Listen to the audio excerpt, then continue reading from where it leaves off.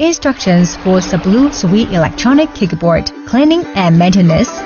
Regularly maintain your Swii to ensure a long life of fun. Clean only with water. Do not use chemical cleaning products.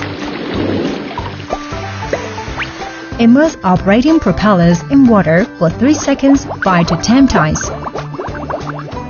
Shake the kickboard and remove any objects attached to it. Wipe the kickboard dry. Remove the battery.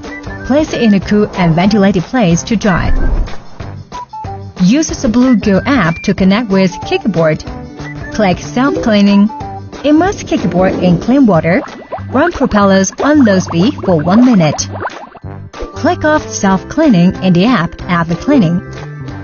Remove the battery and place it in a cool and ventilated place to dry. Remove battery and store separately when not in use. Storage temperature 32 Fahrenheit to 122 Fahrenheit. Store kickboard in dry ventilated place.